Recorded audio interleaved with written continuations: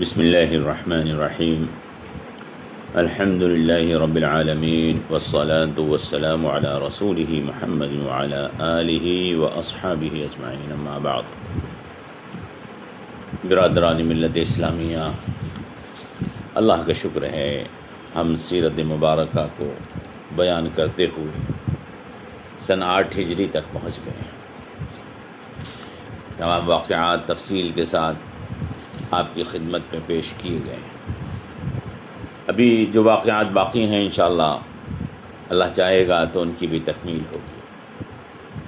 یہ واقعات جس کا آج ہم تذکرہ کر رہے ہیں غزوہ موتا کے نام سے مشہور ہے۔ موتا ایک مقام کا نام ہے جو ملک شام میں علاقہ بلقا میں واقع ہے۔ رسول اللہ صلی اللہ علیہ وسلم نے جب بادشاہوں کو اور حاکموں کو دعوت و تبلیغ کی غرض سے خطوط ارسال فرمائے تو ایک خط آپ نے شرحبیل ابن عمرو غسانی کو بھی لکھ کر بھیجا۔ شرحبیل قیصر روم کی طرف سے شام کا امیر تھا۔ حارث ابن عمیر رضی اللہ تعالی عنہ جب آپ کا یہ نام مبارک لے کر مقام موتا میں پہنچے تو شرحبیل نے ان کو قتل کروا دیا۔ یہ سفارتی جرم تھا۔ کسی سفیر کو، کسی قاصد کو قتل کرنا اس وقت بھی ایک بہت بڑا جرم مانا جاتا تھا۔ اسی وجہ سے آپ نے 3000 کا ایک لشکر جمادی الاولی سن 8 میں موتا کی طرف روانہ فرما دیا۔ فتح الباری، طبقات کبریٰ، زرقانی وغیرہ میں ان واقعات کا تذکرہ ہے۔ اس لشکر کا اپنے امیر حضرت زید بن حارثہ رضی اللہ تعالی عنہ کو مقرر فرمایا اور ارشاد فرمایا تھا کہ اگر زید قتل ہو جائے تو جعفر ابن ابی طالب امیر لشکر ہوں گے، اور اگر جعفر بھی شہید ہو جائیں تو عبداللہ ابن ابی رواحہ لشکر کے امیر ہوں گے، اور اگر عبداللہ ابن رواحہ بھی قتل ہو جائیں تو مسلمان جس کو چاہیں اپنا امیر بنا سکتے ہیں۔ یہ حدیث بخاری، نسائی، مسند امام احمد وغیرہ حدیث کی کتابوں میں ہے۔ اسی وجہ سے اس غزوے کو غزوہ جیش الامراء یعنی امیروں کا لشکر کہتے ہیں۔ آپ نے ایک سفید جھنڈا زید بن حارثہ کو مرحمت فرمایا اور ارشاد فرمایا کہ اول اس مقام پر جانا جہاں حضرت حارث بن عمیر رضی اللہ تعالی عنہ کو شہید کیا گیا، اور ان لوگوں کو اسلام کی دعوت دینا۔ اگر وہ اسلام قبول کر لیں تو ٹھیک ہے، ورنہ اللہ رب العزت سے اعانت اور امداد کی دعا کر کے جہاد کرنا۔ آپ اس لشکر کو روانہ فرمانے کے لیے ثنیۃ الوداع تک خود تشریف لے گئے۔ وہاں اپنے لشکر کو کچھ دیر روکا اور ان کو نصیحتیں فرمائیں۔ فرمایا کہ ہر حال میں تقوی اور پرہیزگاری کو ملحوظ رکھنا، اپنے ساتھیوں کے ساتھ خیر خواہی کرنا، اللہ کی راہ میں اللہ کے نام پر کفر کرنے والوں سے جہاد و قتال کرنا، کوئی غداری اور خیانت مت کرنا، کسی بچے اور عورت اور بوڑھے کو قتل مت کرنا، درختوں کو مت کاٹنا۔ لوگ جب تمہاری دعوت کو قبول کر لیں تو ان کو کچھ مت کہنا۔ روایات میں آیا ہے کہ لشکر جب روانہ ہوا تو عبداللہ ابن رواحہ رو پڑے۔ لوگوں نے کہا کہ عبداللہ ابن رواحہ تم کیوں روتے ہو؟ کہنے لگے اللہ کی قسم، مجھے نہ دنیا سے محبت ہے اور نہ کوئی ڈر ہے، لیکن میں نے رسول اللہ صلی اللہ علیہ وسلم کو اللہ کی آیت پڑھتے ہوئے سنا ہے کہ تم میں سے کوئی شخص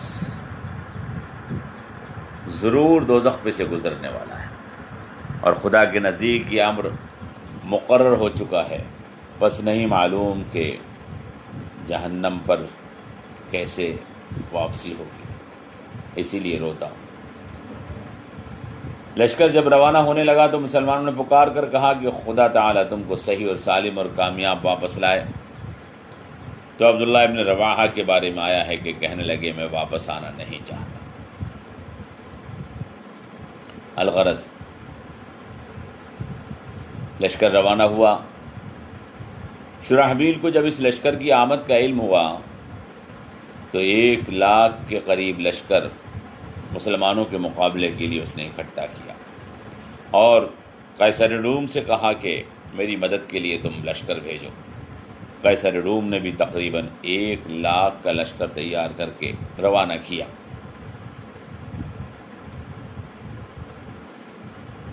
مسلمانوں کو اس بات کا علم ہوا کہ بہت بڑا لشکر ہمارے مقابلے پر آ رہا ہے، 3,000 مسلمان اور 2,00,000 کے قریب اس کے مقابلے کے اوپر کافروں کا لشکر۔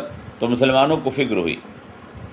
کچھ لوگوں نے یہ کہا کہ رسول اللہ صلی اللہ علیہ وسلم کو اطلاع دی جائے اور آپ کے حکم کی اور مدد کا انتظار کیا جائے۔ روایات میں آیا کہ عبداللہ ابن رواحہ رضی اللہ تعالیٰ عنہ نے کہا کہ اے میری قوم کے لوگوں، خدا کی قسم تم جس بات کو برا سمجھ رہے ہو وہ اچھی ہے، اس سے ہمیں شہادت نصیب ہونے والی ہے جس کی تلاش میں ہم نکلے ہیں۔ ہم کافروں کی کسی کثرت سے اور کسی طاقت سے ڈرنے والے نہیں ہیں۔ ہمارا لڑنا تو محض دین اسلام کے لیے ہے جس سے اللہ تعالیٰ نے ہم کو عزت بخشی ہے۔ بس اٹھو اور چلو، اور 2 بھلائیوں میں سے ایک بھلائی کو ضرور حاصل کر لو، یا تو کافروں پر غلبہ نصیب ہوگا یا ہم سب شہید ہوں گے۔ لوگوں نے کہا خدا کی قسم ابن رواحہ نے بالکل سچ کہا۔ اور 3,000 کی یہ مختصر جماعت اللہ کے دشمنوں کے مقابلے پر جو 2,00,000 کے قریب لشکر جرار تھا، عجیب جذب اور جوش کی حالت میں روانہ ہو گئے اور موتا کے میدان میں دونوں جماعتیں آمنے سامنے آ گئیں۔ ادھر سے زید ابن حارثہ رضی اللہ تعالیٰ عنہ پیدل تھے، جھنڈا لے کر آگے بڑھے اور لڑتے لڑتے شہید ہو گئے۔ ان کے بعد حضرت جعفر طیار رضی اللہ تعالیٰ عنہ نے جھنڈا اپنے ہاتھ میں لیا، دشمنوں نے ان کو گھیر لیا۔ ان کا گھوڑا زخمی ہو گیا تو گھوڑے سے اترے اور گھوڑے کے ٹانگیں کاٹ دیں اور لڑنے لگے۔ ٹانگیں اس لیے کاٹ دیں کہ کہیں میرے گھوڑے کو بعد میں کافر اسلام کے خلاف استعمال نہ کریں۔ اور لڑتے لڑتے جب دایاں ہاتھ کٹ گیا تو بائیں ہاتھ سے جھنڈا پکڑ لیا، اور جب بایاں ہاتھ بھی کٹ گیا تو جھنڈا کٹے ہوئے ہاتھوں سے پکڑ لیا، یہاں تلک کہ شہید ہو گئے۔ صحیح بخاری میں عبداللہ ابن عمر رضی اللہ تعالیٰ عنہ سے مروی ہے کہ جب حضرت جعفر کی لاش کو تلاش کیا گیا تو 90 سے زیادہ زخم تیر اور تلوار کے ان کے جسم پر تھے، اور سب سامنے کی جانب تھے، پیٹھ اور کمر پر کوئی بھی زخم نہیں تھا۔ حضرت جعفر کی شہادت کے بعد عبداللہ ابن رواحہ نے اپنا جھنڈا اپنے ہاتھ میں لے لیا، آگے بڑھے۔ چند لمحوں کے لیے جھنڈا لیتے ہوئے کچھ جھجک ہوئی، پھر اپنے نفس کو ملامت کرنے لگے اور کہنے لگے کہ کیا تجھے کافروں سے مقابلہ کرنے میں کچھ پس و پیش ہے؟ اور پھر جھنڈا لے کر کافروں کی طرف آگے بڑھ گئے۔ ایک روایت میں آیا ہے کہ اس وقت ان کے چچا زاد بھائی نے ان کو کھانے کے لیے کچھ دیا کہ تم فاقے سے ہو، لو کچھ کھا لو۔ وہ انہوں نے ہاتھ میں لے لیا اور پھر پھینک دیا، اور کہنے لگے کہ لوگ جہاد میں مشغول ہیں اور میں کھانے میں مشغول ہو جاؤں، ایسا نہیں ہونے والا ہے۔ اس کے بعد حضرت عبداللہ ابن رواحہ رضی اللہ تعالیٰ عنہ بھی شہید کر دیے گئے۔ عبداللہ ابن رواحہ رضی اللہ تعالیٰ عنہ شہید ہو گئے تو ثابت ابن احزم رضی اللہ تعالیٰ عنہ نے فوراً جھنڈا اپنے ہاتھ میں لے لیا اور مسلمانوں سے مخاطب ہو کر کہا کہ اے مسلمانوں، اللہ کے رسول کے حکم کے مطابق کسی کو اپنا امیر بنا لو۔ لوگوں نے کہا کہ آپ ہی ہمارے امیر ہیں، ہم آپ کے امیر ہونے پر راضی ہیں۔ حضرت ثابت رضی اللہ تعالیٰ عنہ نے فرمایا کہ نہیں۔ یہ کہہ کر جھنڈا خالد بن ولید کے ہاتھ میں پکڑا دیا اور کہا کہ آپ جنگ سے واقف ہیں۔ خالد بن ولید نے امارت قبول کرنے میں کچھ تردد کیا، لیکن مسلمانوں نے ان کے امیر ہونے پر اتفاق کر لیا۔ حضرت خالد بن ولید اسلام کا جھنڈا لے کر آگے بڑھے اور نہایت بہادری، شجاعت اور مردانگی کے ساتھ دشمنوں کا مقابلہ کیا۔ صحیح بخاری میں ایک حدیث خود خالد بن ولید رضی اللہ تعالیٰ عنہ سے مروی ہے کہ غزوہ موتہ میں لڑتے لڑتے میرے ہاتھ سے 9 تلواریں ٹوٹی تھیں۔ دوسرے روز خالد بن ولید رضی اللہ تعالیٰ عنہ نے لشکر کو نئے انداز سے ترتیب دیا، جس کی وجہ سے مسلمانوں کی تعداد زیادہ نظر آنے لگی۔ پھر خالد بن ولید نے رومیوں پر حملہ کیا تو ان کو ایسی شکست فاش دی کہ کبھی ایسی شکست کافروں نے نہیں سوچی ہوگی۔ مسند حاکم کی روایت میں ہے کہ اس جنگ میں مسلمانوں کو کچھ سامان بھی ملا، چونکہ رومی دوسری روز شکست دیکھ کر میدان چھوڑ کر اپنی لاؤ لشکر کے ساتھ فرار ہو گئے تھے۔ حضرت خالد بن ولید نے پیچھا کرنے کا ارادہ ملتوی کر دیا اور کہا کہ بس ان کو بھاگنے دو، اور چھوٹی سی جماعت کو لے کر مدینہ واپس تشریف لے آئے۔ حدیثوں کے مطابق اس غزوے میں 12 مسلمان شہید ہوئے۔ حضرت زید بن حارثہ، حضرت جعفر بن ابی طالب، حضرت عبداللہ بن رواحہ، مسعود بن اوس، عبادہ بن قیس، حارث بن نعمان، عامر سعد بن حارث کے بیٹے، ابو کلیب، جابر رضی اللہ تعالی عنہم، عمرو ابن سعد، یہ تمام صحابہ اس جنگ کے اندر شہید ہو گئے۔ حدیثوں میں آیا ہے کہ جس روز اور جس وقت غزوہ موتہ میں یہ جنگ ہو رہی تھی اور مسلمانوں کو شہادت مل رہی تھی، اللہ جل شانہ نے جناب رسول اکرم صلی اللہ تعالی علیہ وسلم کے سامنے میدان جنگ کا منظر کر دیا تھا۔ آپ نے صحابہ کو مسجد کے اندر جمع فرمایا، منبر پر تشریف لائے اور ارشاد فرمایا کہ زید نے اسلام کا جھنڈا اپنے ہاتھ میں لے لیا ہے، اور وہ شہید ہو گئے۔ زید کے بعد جعفر نے اسلام کا جھنڈا اپنے ہاتھ میں لے لیا ہے، وہ بھی شہید ہو گئے۔ اب عبداللہ ابن رواحہ نے اپنا جھنڈا ہاتھ میں لیا ہے۔ اس کے بعد حضور کچھ دیر خاموش رہے، لوگ گھبرا گئے۔ کچھ دیر کے بعد فرمایا کہ عبداللہ ابن رواحہ میدان جنگ میں کافروں سے لڑ رہے ہیں، یہاں تک کہ شہید ہو گئے، اور فرمایا کہ یہ تینوں جنت میں چلے گئے۔ آپ صلی اللہ تعالی علیہ وسلم یہ باتیں بیان فرما رہے تھے اور آپ کی آنکھوں سے آنسو جاری تھے۔ فرمایا کہ اب اللہ کی تلوار نے جھنڈا اپنے ہاتھ میں لے لیا ہے، خالد بن ولید نے اسلام کا جھنڈا سنبھالا ہے۔ فتح الباری کے اندر ایک روایت ہے، اے اللہ، خالد تیری تلواروں میں سے ایک تلوار ہے، پس تو ہی اس کی مدد فرمائے گا۔ واقعہ صحیح بخاری، سیرت ابن اسحاق، بہقی وغیرہ میں منقول ہے۔ البدایہ والنہایہ، خصائص الکبریٰ وغیرہ کے اندر بھی اس کا تذکرہ ہے۔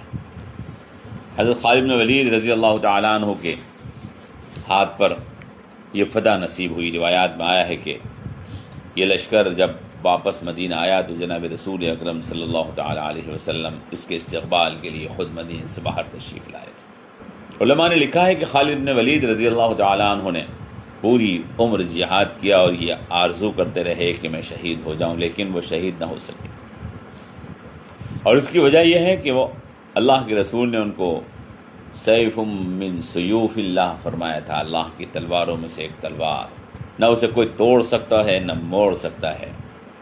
اللہ کی تلوار کو کون توڑ سکتا ہے؟ برادران ملت اسلامیہ، یہ واقعہ جو ہم نے آپ کے سامنے بیان فرمایا غزوہ موطا کا ہے، اور یہ واقعہ جمادی الاولیٰ سنہ 8 ہجری کا ہے۔ حدیث میں آیا ہے کہ جناب رسول اکرم صلی اللہ تعالیٰ علیہ وسلم صحابہ سے واقعات بیان فرمانے کے بعد حضرت جعفر کے گھر پر تشریف لے گئے، ان کے بچوں کے سروں پر ہاتھ پھیرا، آپ کی آنکھوں سے آنسو جاری تھے۔ حضرت جعفر کی بیوی اسما بنت عمیس سمجھ گئیں اور عرض کیا، رسول اللہ میرے ماں باپ آپ پر فدا ہوں، آپ کیوں رو رہے ہیں؟ کیا جعفر کے ساتھ کوئی بات پیش آئی ہے؟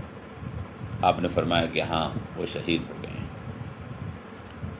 اسما بنت عمیس کی چیخ نکل گئی، عورتیں باز جمع ہو گئیں۔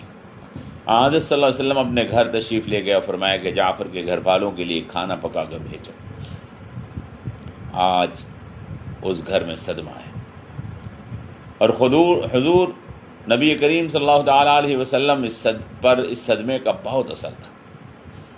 اس غم میں آپ 3 دن تک مسجد میں تشریف فرما رہے اور دعائیں فرماتے رہے۔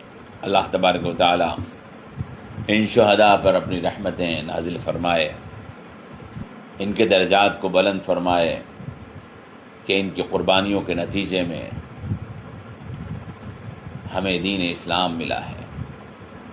انہی لوگوں کی قربانی کے نتیجے میں آج ہم کفر اور شرک کی گندگی سے پاک ہیں۔ ہمیں اللہ تبارک و تعالیٰ نے وہ دین عطا فرمایا کہ جس دین کے ذریعے سے ہم انسانوں، جانوروں اور اللہ کی تمام مخلوق کے حق کو ادا کرنے کے لائق بنے ہیں۔ درود و سلام ہو جناب رسول اکرم صلی اللہ تعالیٰ علیہ وسلم پر، آپ کے اصحاب پر، آپ کے اہل و عیال پر اور آپ کے خاندان پر، کہ ان کی قربانیوں نے دنیا کے اندر اسلام کے نور کو چمکایا ہے، اور ان کی قربانیوں نے دنیا سے ظلم اور کفر کو مٹایا ہے۔ والسلام علیکم ورحمۃ اللہ وبرکاتہ۔